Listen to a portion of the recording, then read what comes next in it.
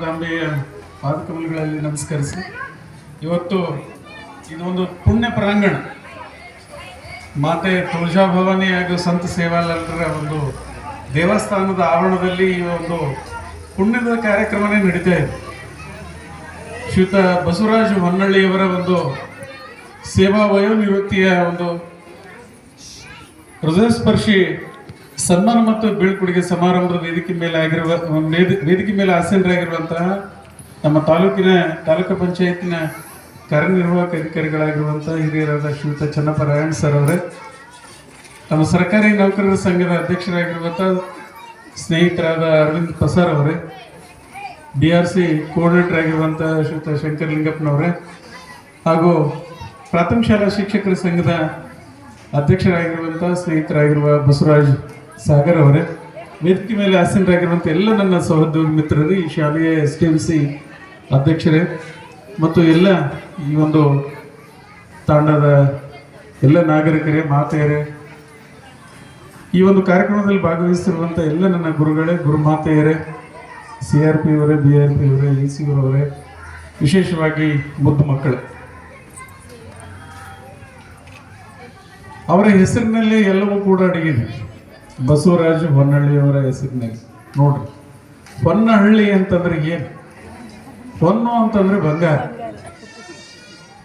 ಬಂಗಾರದಂತ ಹಳ್ಳಿಯಲ್ಲೇ ಹುಟ್ಟಿರೋರು, ಅವರು ಬಂಗಾರದಂತ ಹಳ್ಳಿಯಲ್ಲೇ ಇವತ್ತು ಸೇವೆಯಿಂದ ನಿರ್ಗಮಿಸ್ತಾ ಇದ್ದಾರೆ. ಅವ್ರ ಮನಸ್ಸು ಬಂಗಾರ, ವ್ಯಕ್ತಿನೂ ಬಂಗಾರ, ದೇವರು ಆ ರೀತಿ ಕೊಟ್ಟಿದ್ದಾನೆ ಅವರಿಗೆ.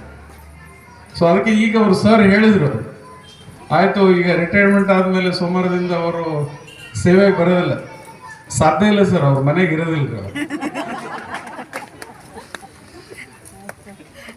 ಸೊ ಯಾವತ್ತೂ ಕೂಡ ಸಮಾಜಮುಖಿ ಕೆಲಸವನ್ನ ಅವ್ರ ಇಡೀ ಫ್ಯಾಮಿಲಿನೂ ಕೂಡ, ಇವರೊಬ್ಬರೇ ಅಂತಲ್ಲ, ಇಡೀ ಫ್ಯಾಮಿಲಿಯೂ ಕೂಡ ಸಮಾಜ ಸೇವೆಯಲ್ಲೇ ತೊಡಗಿರ್ತಕ್ಕಂಥವ್ರು.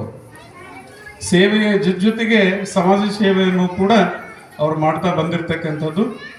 ಸೊ ಉತ್ತಮವಾಗಿರುವಂತಹ ಕುಟುಂಬ. ದೇವರು ಎಲ್ಲವನ್ನೂ ಕೂಡ ಕೊಟ್ಟಿದ್ದಾನೆ. ಯಾಕೆ ಕೊಟ್ಟಿದ್ದಾನೆ ಅಂತ ಅನ್ನೋದನ್ನ ನಾವೆಲ್ಲರೂ ಅರ್ಥ ಮಾಡ್ಕೊಳ್ಬೇಕು. ನಾನು ಪ್ರತಿ ಬಾರಿಯೂ ಕೂಡ ಹೇಳ್ತೇನೆ, ನಾವು ಇವ್ರಿಗೇನು ಮಾಡ್ತೀವಲ್ಲ ಅದರ ಪ್ರತಿಫಲ ನಮಗೆ ಸಿಗ್ತದ ಅಂತ. ಸುದೀರ್ಘವಾಗಿರುವಂಥ 27 ವರ್ಷ ಸರ್ವಿಸು ಅಂತಂದ್ರೆ ಕಡಿಮೆ ಅಲ್ಲ. 27 ವರ್ಷದ ಸೇವಾ ಒಂದು ಅವಧಿಯಲ್ಲಿ ಅದು ಎಷ್ಟೊಂದು ಮಕ್ಕಳಿಗೆ ಅವರು ಒಂದು ಜೀವನವನ್ನ, ಭವಿಷ್ಯವನ್ನ ಅವರು ಕಟ್ಟಿಕೊಟ್ಟಿದ್ದಾರೆ. ಸೊ ಇರಲಿ, ಇಲಾಖೆ ವತಿಯಿಂದ ನಾನು ಹರಿಸೋದು ಇಷ್ಟೇ, ಇಷ್ಟೊಂದು ಸುದೀರ್ಘವಾದಂತಹ ಸೇವೆಯನ್ನು ನೀವು ಕೊಟ್ಟಿರೋ ಕಾರಣಕ್ಕಾಗಿ ಆ ಇಲಾಖೆಯ ಪ್ರತಿನಿಧಿಯಾಗಿ ನಾನು ಪ್ರಥಮವಾಗಿ ಅನಂತ ಕೋಟಿ ಧನ್ಯವಾದಗಳನ್ನು ನಿಮಗೆ ಅರ್ಪಿಸ್ತೇನೆ. ಭಗವಂತ ನಿಮಗೂ ಮತ್ತು ನಿಮ್ಮ ಸರ್ವ ಕುಟುಂಬಕ್ಕೂ ಕೂಡ ಆಯುರಾರೋಗ್ಯ, ಭಾಗ್ಯ, ಸುಖ, ಶಾಂತಿ, ನೆಮ್ಮದಿ, ಸಮೃದ್ಧಿಯ ಜೀವನವನ್ನು ದಯಪಾಲಿಸಲಿ.